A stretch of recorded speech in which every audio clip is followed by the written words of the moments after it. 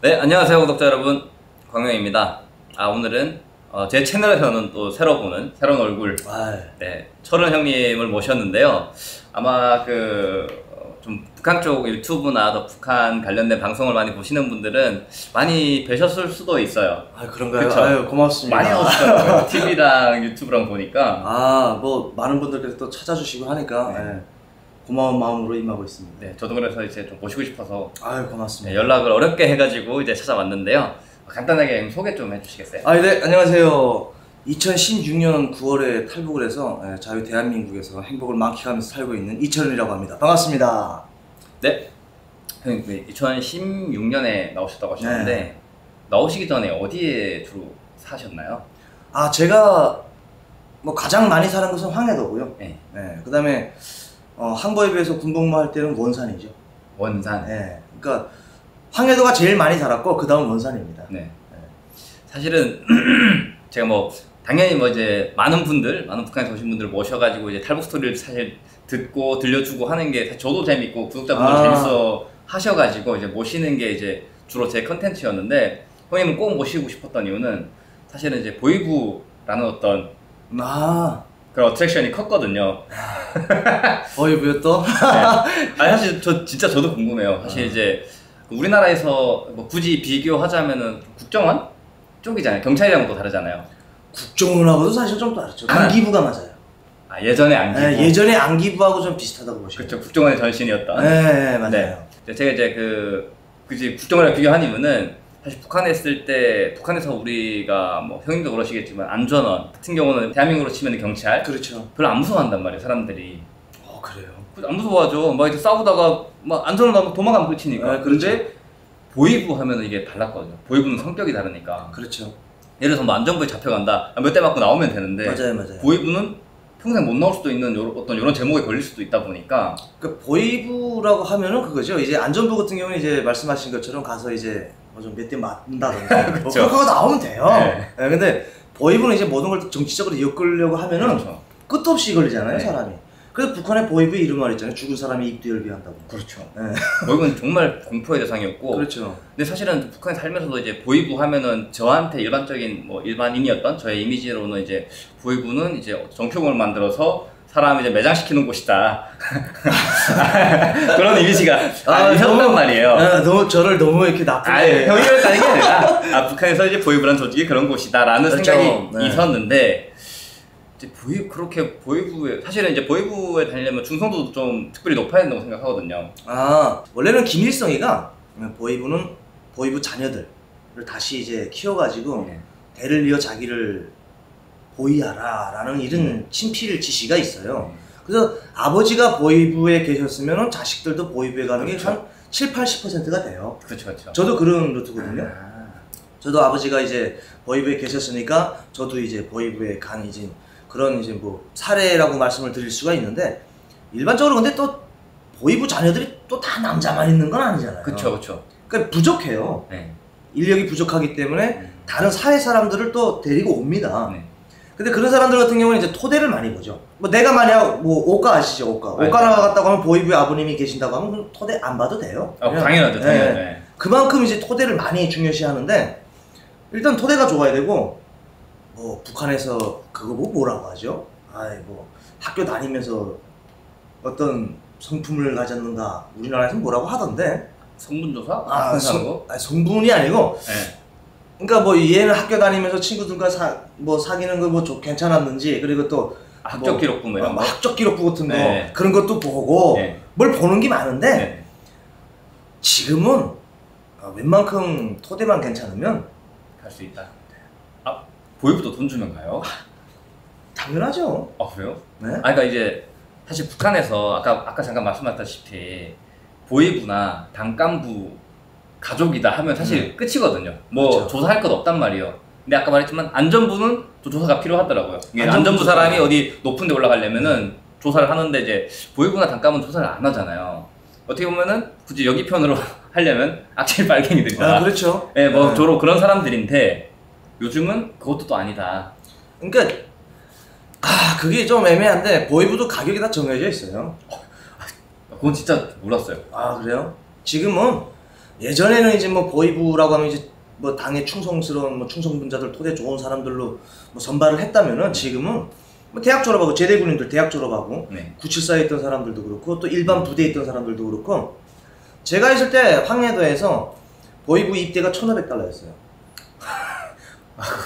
아, 저는 가격표가 그렇게 네. 매겨져 있다는 게 가격이 나눠져 있어요. 뭐 한국보다 더한 자본주의인데요? 그렇죠. 네. 그리고 10호 초소 그리고 또 선박 초소. 네. 선박 초소가 새로 생겨났는데 네. 이제 선박 초소라는 것도 돈을 좀 많이 버니까 네. 그게 선박 초소는 이제 대학 졸업생이 아니래도 갈 수가 있거든요. 네. 토대만 괜찮은 사람들 뽑아가지고 이거 주면 돼요. 선박 초소 2,000달러. 누구한테 주나요 이걸? 북한에 보면 이제 간부 사업을 하잖아요. 네. 그거 다 간부 사업이니까 그렇죠. 간부과라고 있습니다. 네네. 네. 노동과가 있고 간부과가 따로 있죠. 그렇죠. 그런 것처럼 이제 북한 보위부에는 노동과는 없고. 네, 저희 아버지가 노동부예요. 아, 그래요? 네, 저희 아버지는 이제 회사에 배치하는 그런 역할이었고. 그렇죠. 도보위국이라든지 국가보위국이라든지 그런 국가보위성 그리고 네. 또 도보위국에 간부부가 다 있습니다. 네, 그런 간부부에서 이 사람을 선발을 하려고 한다면 그 도에 있는 사람을 중앙에서 선발을 하지는 않거든요. 그쵸. 네. 그건 진짜 특별한 케이스고 네. 그거는 진짜 뭐라고 할까? 국가보위부에 누가 있어가지고 야, 이 사람을 쓰라 라고 하는 경우는 있어요. 네. 그렇지 않은 경우에는 다 도에서 하거든요. 네. 그러면 연출을 타가지고 들어와가지고 다 돈입니다. 네, 선박초소는 돈 많이 벌기 때문에 2,000달러. 선박소는 뭐 하는 곳인가요? 선박초소는 이제 바다에 고기잡이 나가거나 아, 그거를 보위부에서 해요? 원래 무력부에서 했는데 네. 그 경비대 해상경비대인가 뭐 아무튼 무슨 걔네. 뭐 조선인민군 무슨 경비대인데 아무튼 걔네가 해군이었잖아요. 네. 아니, 원래. 해군은 바다에서 아, 나가는 출입 단속도 다른 사람이에요? 그건 또 무력부가 있어요. 아, 네, 복잡해요. 네. 그걸 제가 설명을 다 하려면은 너무 길어가지고 네네네. 일단 무력부가 봤는데 이 바다에서 이제 한국으로 오시는 분들도 많고 네, 그쵸. 뭐 불법적으로 내보내는 것도 많고 해가지고 보위부에서 제의를 올려가지고 보위부에서 또 봐야 된다고 해가지고 보위부 초소가 생기고 그 다음에 이제 무력부 초소예요. 둘 다 있는 거예요? 둘 다 있는 거죠. 그러니까 조금 경비를 좀 삼엄하게 했다. 근데 보위부 초소가 거기에 나가면서 이제 초소장들이 장교들인데 네. 가리는 나가서 돈 많이 벌잖아요. 그렇죠. 어업 나가는 것도 다 이제 단속하고 그렇죠. 신고하고 나가야 되는데 네. 보위부에서 못 나가게 하면 못 나갈 거 아니에요? 네, 바다 출입증 안 주면 못 나가는데. 그리고 결론적으로 무력부에서 아무리 내보낸다고 해도 보위부에서 자르게. 보위부에서 도장을 찍어야지 나가잖아요. 항상 그렇죠. 그렇게 돼 있는데 그렇죠. 이 선박 초소가 나오니까 또 이제 그냥 대학 졸업 안 한 사람들이 돈 있는 사람들 뇌물을 고여가지고 거기 가려고. 간부부에 이제 그 간부과에도 여러 지도들이 있어요. 뭐 양성 지도도 있고 선발 지도들도 있고 뭐 무슨 지도들이 있어요. 네. 그런 사람들한테 뇌물 고이는 거죠. 보위부라고 해가지고 이제는 뭐 충성분자들을 가지고만 뽑는 게 아니고 제가 그래서 말씀드렸잖아요 한번 뇌물공학이라고. 단기간도 역시 같아요. 단기간도 돈 줘야 들어갑니다. 예? 북한 모든 시스템이 이제는 돈입니다. 다. 근데 바뀌었네요. 그러니까 그 아까 저 잠깐 말씀드렸지만 저희도 이제 아버지가 노동부장이다 보니까 그렇죠. 이제 직업을 이제 막 배치하는 그런 역할이란 말이에요. 근데 이제 저희도 뇌물을 많이 받았죠. 이거 많이 받았죠. 예, 근데 그 당시에는 이제 김정일 시대였고 달러를 그렇게 많이 안 썼어요. 그러니까 북한 돈을 썼었고, 근데 그것도 이제 현찰로 받은 적 사실 없고 고양이 담배 뭐 이런 거 무조건 담배예요, 담배. 담배가 거의 화폐였어요 거기서는. 맞아요. 그렇게 썼단 말이죠. 근데 요즘 온 탈북자들 얘기 들어보니까 다 뭐 몇 불 하는 거 보니까 다 달러로 돈을 주나? 맞아요. 왜냐면 그 전에 제가 군대 나갈 때만 해도 네.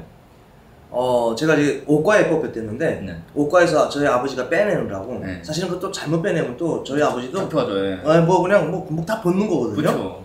근데 그 이제 오과 지도를 아는 사람이 있어가지고 그 사람한테 저희 아버지도 보위원이지만 뇌물을 줬어요. 왜냐면 아들 오과 내보내기 싫었던 거예요. 왜냐면 13년 군복만 시키기 싫었던 거예요. 그래서 빼내는 거 그때 당시 뇌물 줄 때는 쌀, 담배 그쵸, 그때는 그랬어요. 이거면 됐어요. 네. 그때가 지금 2003년도, 2002년 그쵸, 그때인데 네. 그거면 됐는데 이제 시기가 지나면서 시간이 흐르면서 담배, 쌀? 아니 뭐야 이거 장난해? 이렇게 돼요.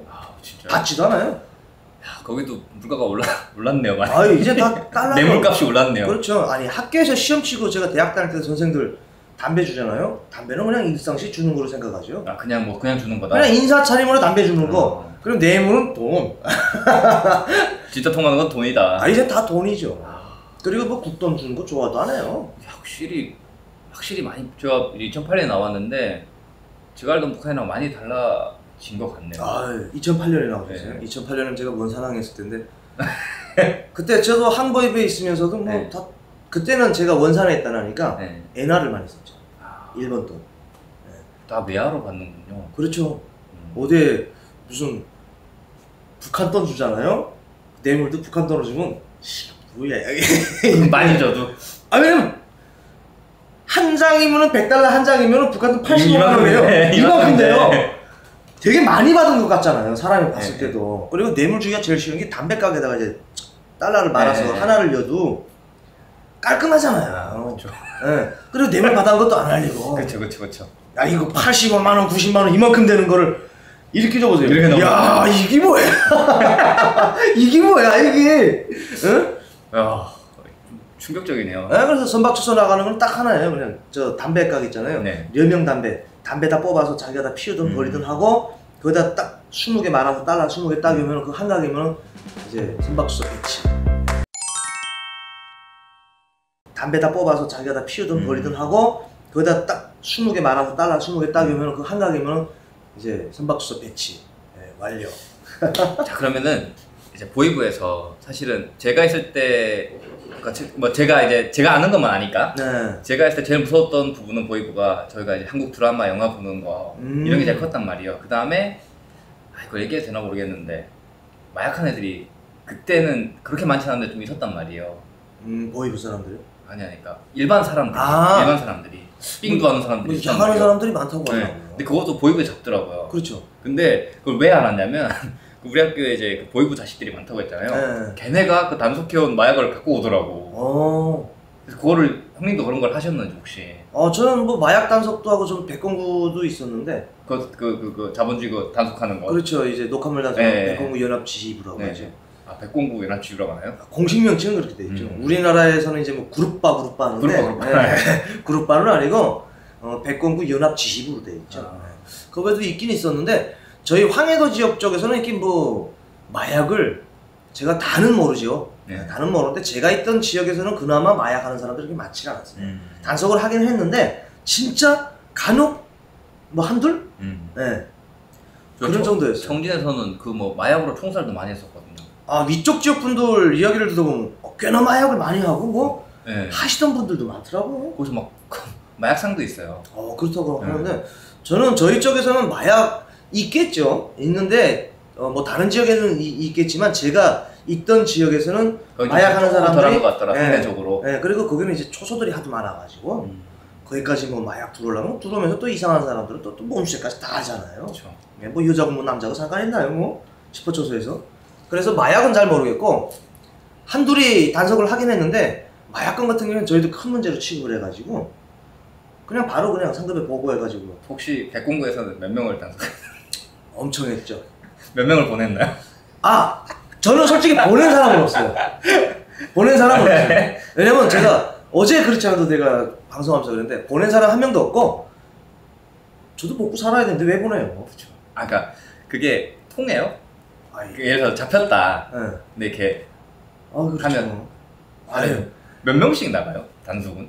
2인 1조. 2인이죠. 그럼 둘만 먹이면 되는구나. 그렇죠. 근데 이제 연합 지휘부라고 해가지고 다 보위원들만 있는 건 아니잖아요. 아, 그래요? 네, 그 연합지휘부 체계가 어떻게 되면 단기간의 책임자예요. 자꾸 보위부 하는데 사실은 단기간의 책임자고 백공구 네, 연합지휘부는. 네. 그리고 검찰 있고 보안 있고 청년동맹도 있고 네. 근로단체 농군맹도 네, 있고 네. 보위부도 있고 이렇게 해가지고 여러 단체들이 이제 모여가지고 하는 거기 때문에 보위원하고 청년동맹 지도원하고 같이 나가고 이렇게 한마디로 군복 입은 사람하고 사회 사람하고 같이 나가는 이런 시스템을 했는데 간에는 그냥 뭐 나가서 보위원이든 검찰이든 보안원이든 단속을 했잖아요.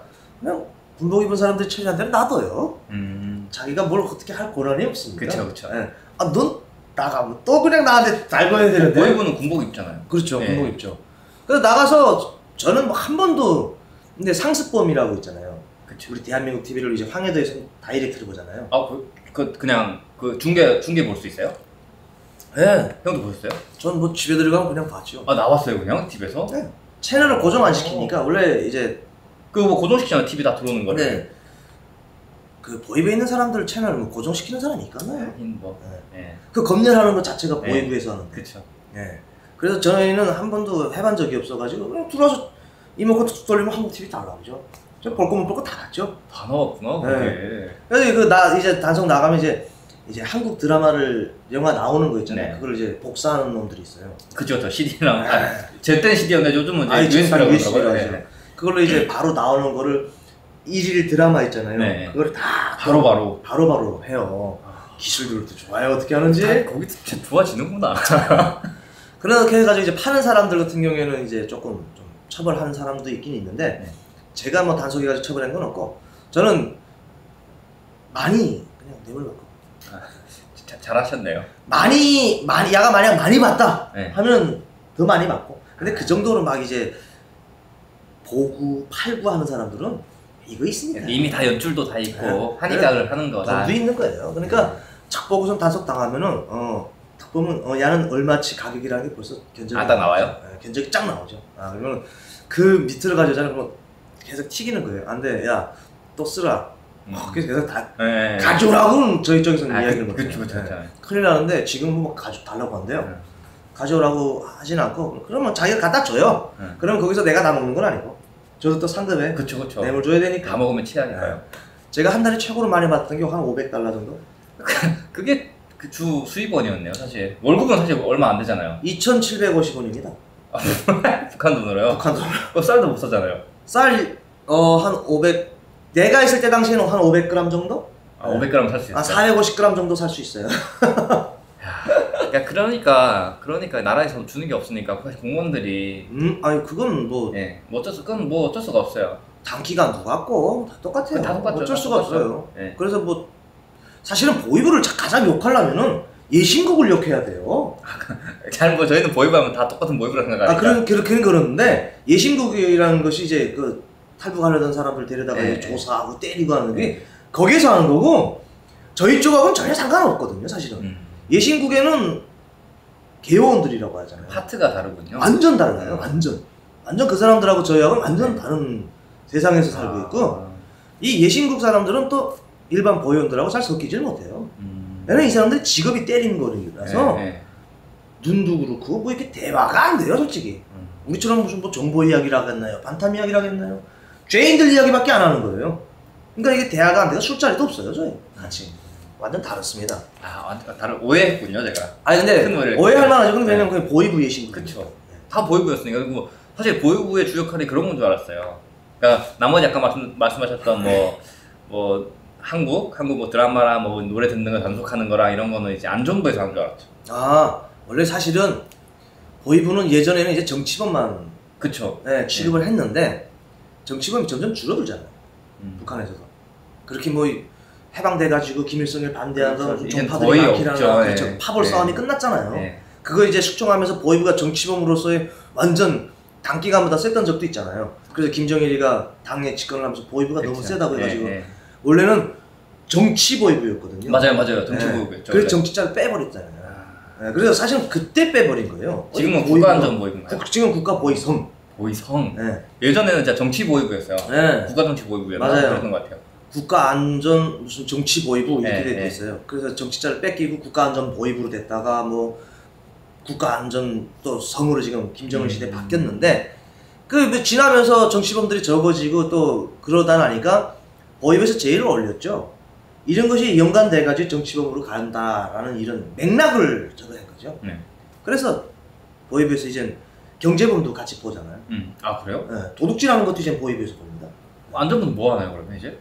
같이 보긴 보는데 안전부에서 많이 뺏겼다는 것보다도 서로 공조하고 이런 자자부리한 거는 보안소에 주죠. 근데 그래도 확실히 뭐 이제 위치적으로 보면 보이브가 훨씬 안전부보다는 아직까지도 아직까지는 뭐 그렇죠. 아무래도 또 하는 게 많기 때문에. 그 혹시 보이브 근무하시면서 좀 기억에 남는 뭐 에피소드나 이런 게 있나요?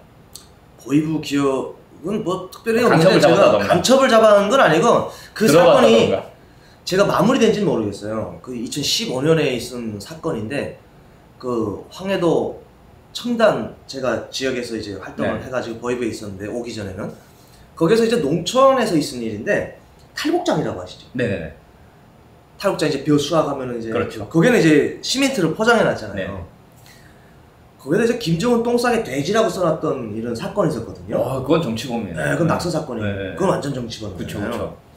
북한에서 말하는 최고 지도자에 대해서 똥 싸게 돼지라는 게 말이 안 되는 거예요. 그렇죠.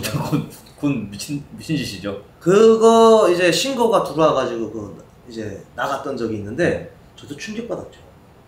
진짜로 왜 써 있었어요? 페인트를 써 있는 거예요. 막 근데 그거를 밤에 써놔가지고 네.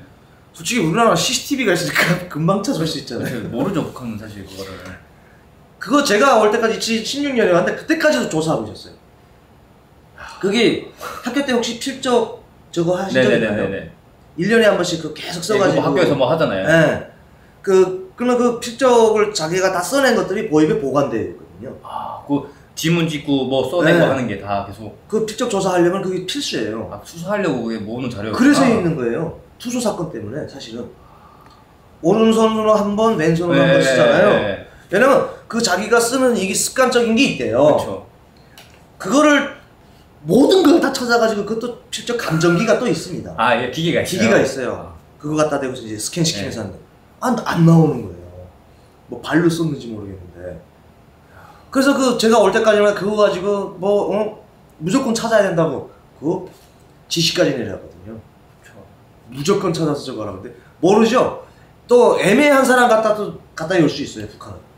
그쵸. 뭐 이제 위에서 자꾸 하라고 하면 그렇죠. 아래서 어떻게든 만들어야 되니까. 그 시간대라든지 뭐 해가지고 필적 비슷한 사람 또 몇 시에 어디에 있었나 뭐 또 대충 또 이렇게 해가지고 그냥 얼버무려가지고 아닌 것 같다 그냥 맞게끔. 말보다 옛날에 안기부에서 그냥 간첩 만든 것처럼. 그렇죠. 그럴 수도 있죠. 그런 제가 왔을 때만 해도 그건 아직 사건이 마무리가 안 됐던 상황인데. 그 북한 입장에서는 그게 되게 큰 사건인 게 단순 낙서라고 보기에는 어쨌든 이제 신이잖아요. 그렇죠. 신에 대한 뭐 그러니까 모든 전 인민이 이제 신을 막 찬양해야 되는데 그 중에 작은 씨앗이 어쨌든 생긴 거니까 그게 어떻게 커질지 모르니까.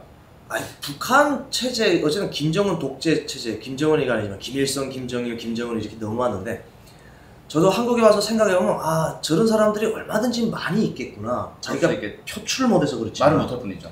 왜냐면 북한에서는 내가 이 체제가 싫다고 얘기하면 나 혼자 죽는 건 아니잖아요. 그렇죠. 3대를 멸족시키니까. 그쵸. 그게 두려운 거죠. 그래서 내가 무조건 싫어서 이놈을 그렇게 한다고 했는데 나만 죽는 게 아니라 자식도 죽어 또 가족들도 저거대 하니까 그게 두려워서 못하는 사람들도 있거든요. 네. 근데 솔직히 우리나라에서 내가 보면서 무슨 생각이 드냐면 종교단체가 많잖아요. 그렇죠. 엄청 많죠. 네, 불교도 있고 천주교도 네. 있고 기독교도 있고.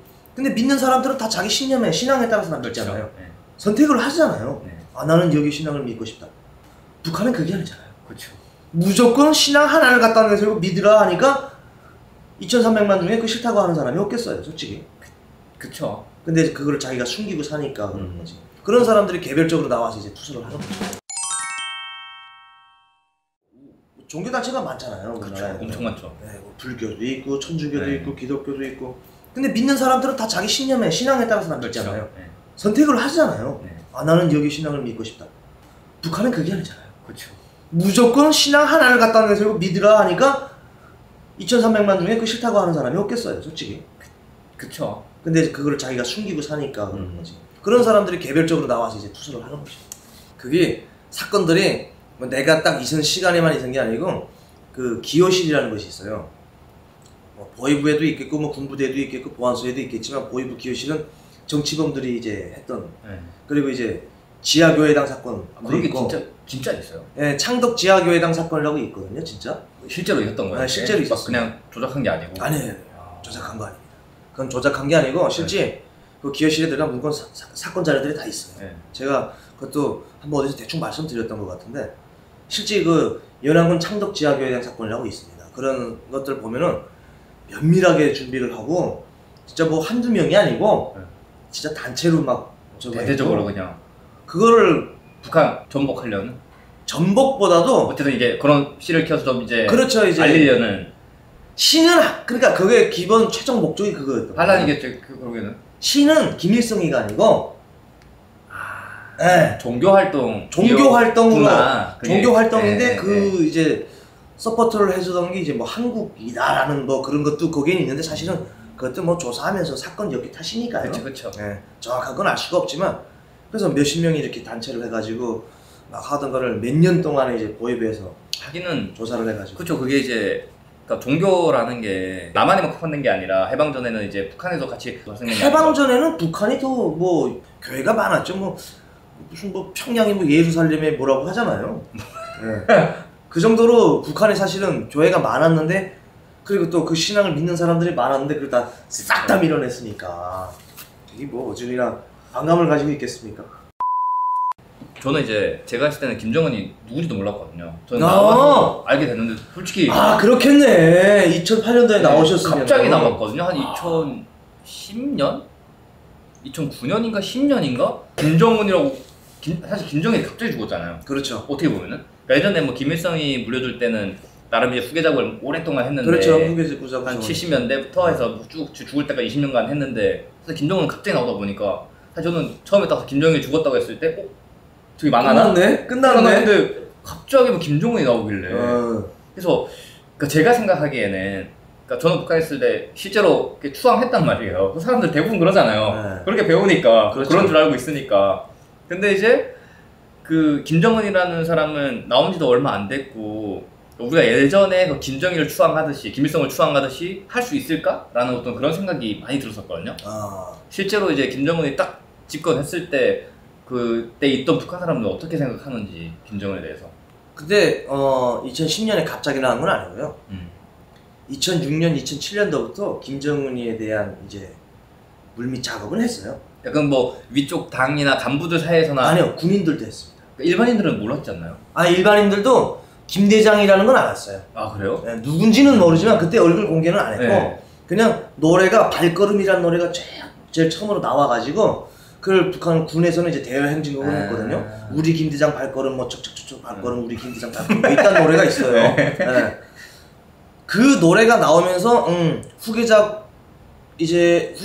만들고 있구나. 후계자를 지금 누구로 지금 내세우고 있구나는 알고 있었는데 최초로 공개한 건 2008년도인가 2010년도인가요? 네, 아마 2010년이나 9년쯤 될 거예요. 당 대표자 해인지에서 이제 대장 달고 있는 젊은 애가 나왔어요. 네. 그때 이제 그 김정은이라는 걸 알았고 그 이후에 얼마 나오지 않았어요, 솔직히 TV에. 맞아요. 근데 김정은이가 2011년에 죽으니까 그때부터 이제 김정은이가 나온 거죠. 그렇죠. 처음에는 저희 할머니도 정치범 수용소에 끌려갈 뻔했죠. 외할머니도. 아니 한창 추모 행사하는 그 TV를 보는데 할머니가 뭐라고 하냐면 아니 저 어린 놈의 새끼가 어떻게 우리를 이끌 수 있을까 이러는 거예요. 큰일 날 뻔했네요. 큰일 날 뻔했죠. 네, 남이 들었으면. 하도 가족만 있었으니까 그렇지. 아유 큰일 났다고. 근데 그때는 저희 아버님께서도 이제 돌아가신 이후였으니까 우리 어머니가 미친 소리 하지 말라고 큰일 났다고 뭐 어떡하려고. 그러니까 그때 당시는 저뿐만이 아니고 어르신들은 거의 다 그렇게 생각했어요. 갑자기 얼굴도 모르는 놈이 그쵸 갑자기 진짜 아니 갑자기 저 어린 놈이 나와가지고 북한을 저거 할 수 있냐고 걱정 많이 했죠. 그쵸. 저는 그때 조금 기분 없었어요. 그러니까 이게 뭐라고 해야죠? 참 이상한데 그때는 표현을 못 했는데 그때 기분 없다는 생각은 항상 하고 있었어요. 그래서 왔을 수도 있어요, 제가 한국에. 그러니까 아니 저는 나보다 나이가 얼마 차이 안 나는데 그쵸. 갑자기 나와서 북한 지도자가 된다고? 그때는 조금 재수없더라고요, 한마디로 말해. 그쵸. 예. 물론 나도 뭐 그런 거지만 뭐 아버지 잘 만나서 뭐 보이부 가고 했다고 하는데 이거는 보이부하고는 다르잖아요. 차원이 다르죠. 차원이 다르잖아요. 그리고 가에 대한 거를 우리가 뭐 그렇게 알고 있는 것도 없는데 갑자기 아니 지가 지도자라고 하니까 재수없더라고요. 야 나도 김정일이 만났으면 나도 그럼 지금쯤 김정은이가 뭐 이런 생각 드는 충분히 그럴 수 있죠. 충분히 그럴 수 있죠. 나도 그런 생각이 드는 거예요. 되게 기분 없더라고요. 그래서 뭐 어쨌든 거기서 뭐 표현을 하면 내가 뭐 북한은 다 그렇잖아요. 자기가 새로 지도자가 되면은 다 죽이잖아요, 가차없이. 뭐 죽을 것 같아서 말은 못했지만 되게 기분 없는 거예요. 보이비에 있으면서 솔직히 기분 없었어요. 뭐 같이 시받고 하면서 뭐 김정은 원수님께서는 조그만 새끼인데 사실은. 그죠. 돼지 새끼. 조그만 새끼죠, 솔직히. 그죠. 나가 뭐 그때 당시에 더 어려웠잖아요, 살이었죠. 그때는. 진짜 말도 안 되는 거죠. 그 보니까 무슨 최연소 지도자로도 뭐 돼 있던데. 지도자. 아 뭐 진짜 재수없어가지고 내가 말을 못하겠지만 아 진짜 아 그런 놈이 갑자기 그렇게 대단하니까 저뿐만이 아니에요 솔직히 그거. 그쵸. 사람들이 해놓고 얘기를 못해서 맞아요, 그렇지. 아, 되게 재수없어했거든요. 그러니까 북한이라는 게 사실은 제가 생각할 때 지금까지 유지되는 거는 김일성이라는 존재가 있기 때문이라고 생각하거든요. 그러니까 그게 뭐 김일성이 실제로 항일을 뭐 했던 어쨌든 그걸 떠나서 그러니까 북한 사람들이 이제 어쨌든 교육 받아온 거는 뭐 김일성이 우리나라를 해방시켰다 그걸 진짜로 믿으니까 아무튼 뭐 우리나라의 뭐 시조이가 아버지다 이렇게 생각하기 때문에 지금까지 유지됐다고 생각을 하고, 그다음에 김정일은 그동안 이제 그런 아버지를 도와서 이렇게 해왔기 때문에 뭐 어쨌든 뭐 했다고 생각하는데 갑자기 이거는 너무 뜬금없을 수도 있다는 거죠. 완전 뜬금없었죠. 그리고 또 뭐 나오자마자 그러다 보니까 얘가 자기에 대한 교육을 빡시게 해야 될 거 아니에요. 네. 그래서 김정은 혁명사 연구실을 만들었어요. 학생들은 외울 게 더 많아졌겠네요. 아이 그렇죠. 제일 가슴 아픈 일이죠. 과목이 하나 더 넣었네요. 네. 거긴 달달달달달달 외워야 그렇죠. 되잖아요. 그걸 잘 잘해야 되잖아요. 그렇죠. 그 중에서도 아마 김정은 혁명사가 더 제가 대학 다닐 때도 김정은 혁명 저 과목이 또 생겨나가지고 스트레스 받았어요. 그러니까요. 근데 그걸 또 없어지니까 매 농촌이면 농촌마다 그 혁명사 연구실 있잖아요. 김일성 김정일주의 연구실. 3대 혁명사상 연구실이었나? 그거였는데 제가 맞아요. 했을 때는 지금 4대 혁명인가요? 그럼 지금 4대로 되겠죠. 아 뭐 언젠가는 진짜 김정숙 뺄 수 있어요. 네, 그럴 수도 있죠. 네, 뺄 수 있어요. 너무 많아지니까 그렇죠. 점점 가면 갈수록 이제 다음 후계자 새끼는 또 뭐 할아버지인 김일성이를 뺀다든지. 그 학교 다닐 때 김정숙이 좋았던 게 김정숙 교재는 좀 얇았거든요. 네. 김일성, 김정일 이만하고. 그렇게 이제 바뀌겠죠. 다음번에 점점 지나면은 김정숙이는 누구의 엄마고 누구의 아내였다. 그 정도로만 나올 것 같아요. 동지였다. 그 정도로만. 그리고 김일성이도 뭐 사회주의 조선의 시조였고 김정일이 뭐 저거였고. 근데 김일성은 부정 못 할 거예요. 김일성 부정하면 진짜 아예 정당성이 없어요. 근데 김일성이 교재도 점점 줄어가지고. 네. 김정은이 어쨌든 혁명역사 연구실도 나오고 하면서 사람들도 그 뭐 표현은 하지만 그러니까 2일에 한 번씩 막 보이베는 원래 보름에 한 번씩 행사를 했는데 방침침두라고 하는 분 이제 김정일이가 내려오는 그 지시를 보름에 한 번씩 받았는데 김정은이 집권하면서 2일에 한 번씩 바뀌었거든요. 그럼 그거 다 공부해야 되잖아요. 그렇죠. 공부, 암기. 그리고 또 말씀 외워야 되고 막 보름에 한 번씩 또 그 말씀에 대한 것도 그 나가서 소감처럼 이제 문답 이거 또 해야 되고. 지금도 하나요? 토요일에 뭐 혁명사상 뭐 그 시간이 있잖아요. 당연히 하죠. 직장도 하고 똑같이 하고. 근데 뭐 그게 참가하는 사람들은 별로 많지는 않지만 뭐 어쨌든 형식상 하게끔 돼 있어요. 근데 돈벌이 하는 사람들도 많고 하니까. 근데 이제 공공기관은 하죠. 토요일 생활총회. 형님이 보시기에 그러니까 예전에 비해서 북한 생활이 올라가고 있나 내려가고 있나요? 유지되고 있나요? 형님 개인적으로 생각하시기에. 제가 생각하기에는 수준은 올라갔어요. 확실히. 네. 그 수준을 못 따라와서 그렇지 사람들이 생각하고 있는 수준은 많이 올라갔어요. 그러니까 제가 학교 다닐 때는 간단한 실례로 제가 학교 다닐 때는 이 테이프를 봤거든요. 곽 테이프. 그렇죠. 네. 곽 테이프로 저 제임스 본드 007. 맞아요. 네. 그 곽 테이프로 봤어요. 근데 제가 군대 나가기 전에 CD를 바뀌었어요. 맞아요. 군대 나가서 USB를 바뀌었어요. CD 다음에 DVD가 한 번 더 있었어요. 맞아요. DVD는 한 시간만 더 들어갔는데. 이제 뭐 DVD는 막 여러 개 잡는. 맞아요. 어쨌든 알판은 똑같은 알판인데 조금 한마디로 하면 2기가에서 30기가 막 그렇게 늘어난 거죠. 그런 거를 바뀌는 거 보니까 어쨌든 사람들이 생활 수준은 올라가고 있어요. 근데 그거를 따라가지 못하는 게 이제 이거죠. 그러니까 예전에 비해서 북한 생활이 올라가고 있나 내려가고 있나요? 유지되고 있나요? 제가 생각하기에는 수준은 올라갔어요. 확실히. 네. 그 수준을 못 따라와서 그렇지 사람들이 생각하고 있는 수준은 많이 올라갔어요. 그러니까 제가 학교 다닐 때는 간단한 실례로 제가 학교 다닐 때는 이 테이프를 봤거든요. 곽 테이프. 그렇죠. 네. 곽 테이프로 저 제임스 본드 007. 맞아요. 그 곽 테이프로 봤어요. 근데 제가 군대 나가기 전에 CD를 바뀌었어요. 맞아요. 군대 나가서 USB를 바뀌었어요. CD 다음에 DVD가 한 번 더 있었어요. 맞아요. DVD는 한 시간만 더 들어갔는데. 이제 뭐 DVD는 막 여러 개 잡는. 맞아요. 어쨌든 알판은 똑같은 알판인데 조금 한마디로 하면 2기가에서 삼식기가 막 그렇게 늘어난 거죠. 그런 거를 바뀌는 거 보니까 어쨌든 사람들이 생활 수준은 올라가고 있어요. 근데 그거를 따라가지 못하는 게 이제 이거죠. 이건 말도 못 따라가고 먹는 문제도 못 따라가고. 근데 제가 그 북한에 있을 때 청진에 살았잖아요. 그러니까 제가 이제 어느 정도 모든 사회 현상을 인식할 때쯤부터는 사실은 우리 동네에서는 막 굶어 죽거나 못 먹는 사람 솔직히 없었단 말이에요. 나도 그거는 솔직히 그래요. 솔직히 나도 그래. 근데 그러다가 이제 농촌동원을 갔는데 물론 거기도 굶어 죽진 않는데 확실히 못 먹기는 하더라고. 그게 정답이에요. 왜냐면 94년도 이제 고난행군 시기 착 들어서면서는 이제 죽은 사람들이 많아요. 진짜 많았죠. 그때 보위원도 그때 한 죽었어요. 4, 5년간. 보위원도 죽었어요. 그때는. 그땐 직장 생활 하던 사람들이 더 많이 죽었을 거예요. 근데 그때 죽은 이후로, 그때 한 4년 동안 죽은 이후로는 그다음부터 자라기가 살아가는 방법을 터득을 해가지고 굶어 죽는 사례는 솔직히 맞아요. 제가 2010년 이후부터 굶어 죽는다라고 하면은 꽃제비? 그쵸, 꽃제비들 정도. 근데 지금은 꽃제비들도 잘 살아요. 생활 수준이 올라가가지고. 그쵸. 그러니까 전반적으로 사회의 어떤 부가 올라가면은 그 부수적으로 서로 이제 남는 게 있으니까. 지금에 와서도 아직까지 굶어 죽는다라고 하시는 분들 보면은 그거는 제가 확인할 길은 없지만 조금 아이러니하거든요.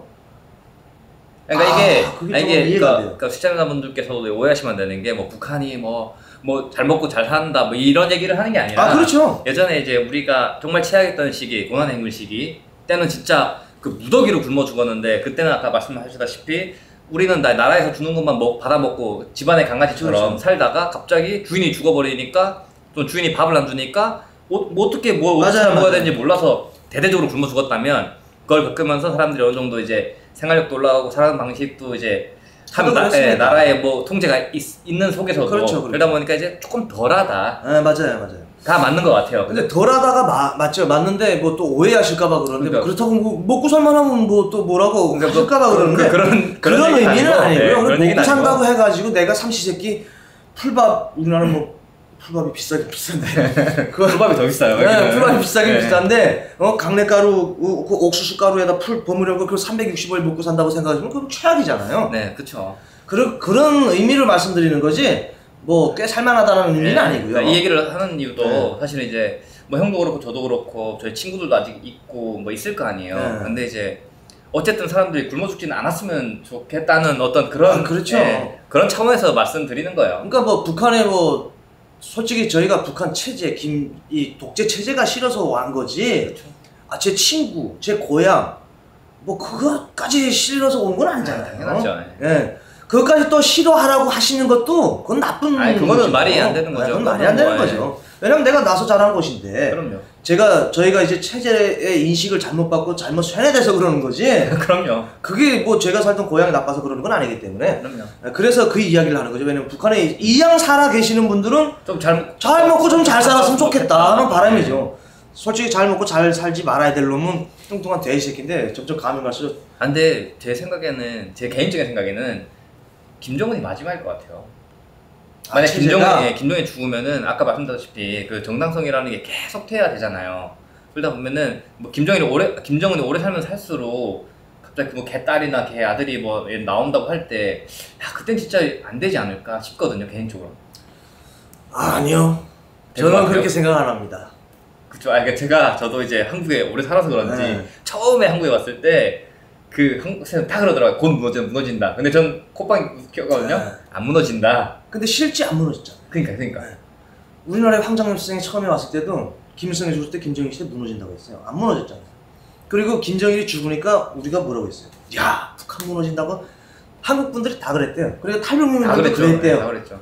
어디 무너져요? 이제 무너지라고 해도 안 무너져요, 북한은. 지금은 김정은 시대 때는. 김정은이가 이제 다음 후계자가 누가 되느냐, 아들 분명히 또 돼서 후계자 교육을 하고 있겠지만 후계자 나오잖아요? 저는 안 무너진다고 생각해요. 이씨 봉건왕조가 500년의 역사를 가지고 있잖아요. 난 그래도 못해도 북한도 그 절반 수준 따라갈 거라고 생각해요. 그렇게 되면 안 되는데. 그렇게 되면 안 되죠.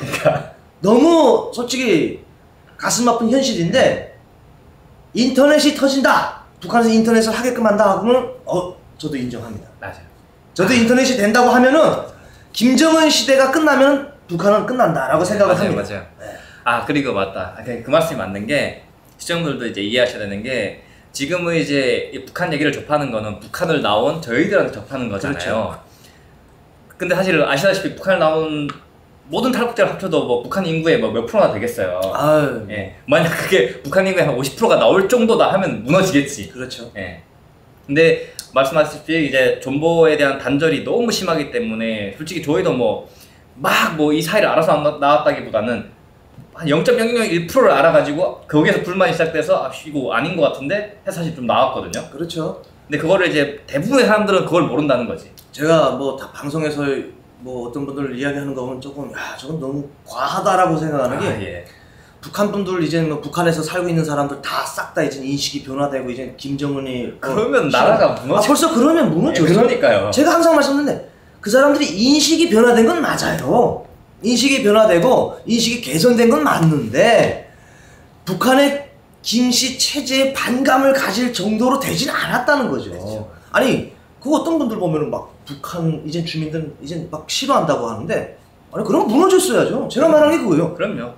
북한을 너무 북한 주민들과 그리고 또 북한 이 체제에 대해서 우리가 너무 호술하게 이야기하는 것 같아요. 제가 보니까 인정해줄 건 인정해줘야 됩니다. 맞아요. 네, 그 체제가 아무리 뭐 그렇다고 해도 지금 유지되고 있잖아요. 그리고 가장 중요한 건 뭐냐면 우리나라에 와 있는 탈북민이 자 많다고 합시다. 4만 명이라고 합시다. 해외까지 나가 있는 거 다 그냥 4만 명이라고 합시다. 북한 인구 2,300만이라고 하는데 자 300만 뺍시다. 왜냐면 또 거짓말 숫자일 수 있으니까 그렇죠. 2천만이라고 합시다. 4만 명이 몇 프로예요? 그러니까. 그 4만 명이 그 2천만이 몰라서 그러면 우리만큼 몰라서 탈북을 못 하고 있을까요? 아닌 거죠. 제가 정확하게 냉정하게 판단을 해야 돼요. 맞아요. 네. 우리처럼 이제 한국에 와서 사는 사람들처럼 인식이 이 정도로 북한 사람들이 되어 있다고는 진즉에 뭐. 아이 진즉에. 김정일이 때문에 무너져야죠. 맞아요. 네. 그래서 대북 확성기나 어떤 풍선 그렇죠. 날리는 거에 대해서 되게 민감한 거죠. 그렇죠. 모든 사람들이 그렇게 알아버릴까봐.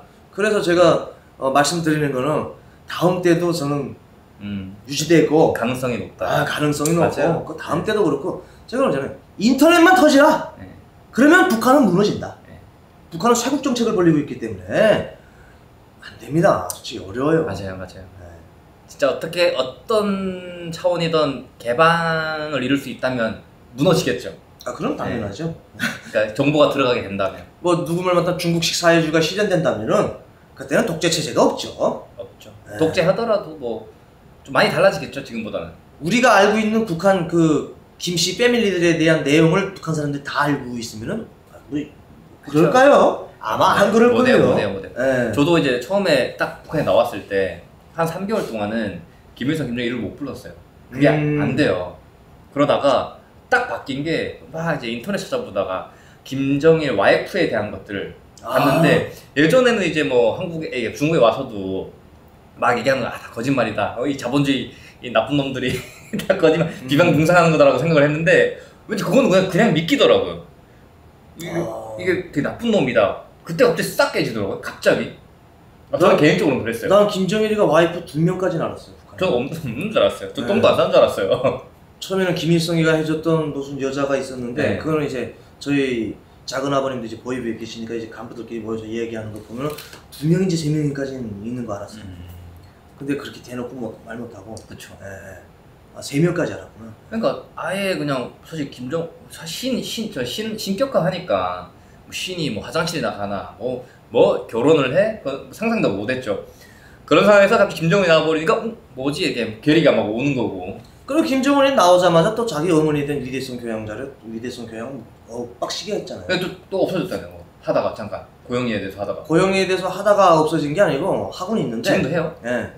제가 오기 전에 2016년 5월에도 평양 이제 갔댔는데 뭐 kumsusan 뭐 태양궁전이라고 하죠. 그게 옛날에 kumsusan 기념궁전이었는데 네. 이름이. 태양들이 계신다고 해서 또 태양궁전을 했다가 또 김정은이가 태양이라는 글자 또 없애라고 했대요. 그 새끼도 변덕이 죽을 때. 그 가면은 이제 무조건 그 가잖아요. 네. 거기 금수산 태양궁전인지 뭔지는 몇 번 가봐가지고 이제 막 솔직히 질릴 정도로 가봐가지고. 근데 새로운 코스가 생겨져서 깜짝 놀랐죠. 대성산 혁명일사는 아세요? 평양에. 알긴 알죠. 가본 적은 없죠. 네. 그 대성산 혁명일사라고 해가지고 이제 김일성이 때 뭐 1세대부터 시작을 해가지고 2세대 네. 충성한 사람들을 갖다 우리로 말하면 현충원 같은 그쵸. 그런 거죠. 근데 현충원에다 비교하면 좀 욕할 수 있는데 그런 의미를 가지고 있다라는 겁니다. 근데 거기 가면은 그걸 다 돌아보고 뒤로 가가지고 쭉 한참 걸어가다면 고영이묘가 있어요. 거기에요? 거기 무조건 참가시켜요. 네. 선군조선의 어머니 고영이 동지의 묘입니다. 그래서 무슨 왕릉처럼 해놨어요. 잔디 딱 이렇게 놓고 대리석으로 딱 그냥 으리으리해요. TV에는 안 나오잖아요 그런 게. 잠깐 나왔어요. 나왔었어요? 잠깐 나왔어요. 네, 잠깐 나왔어요. 선군조선의 어머님 그 막 저거 해가지고 나왔는데 제가 있을 때는 어쨌든 대성산 혁명사를 돌아보고 다음 코스로 무조건 그 고영이묘를 가서 돌아보겠어요. 듣다 보니까 또 암울하네요. 북한 얘기가. 그러니까 제가 말씀드리는 거는 김정은이도 고영이가 일본 그거 알 거 아니에요. 뻔뻔하게 북한 사람들한테 교육하잖아요.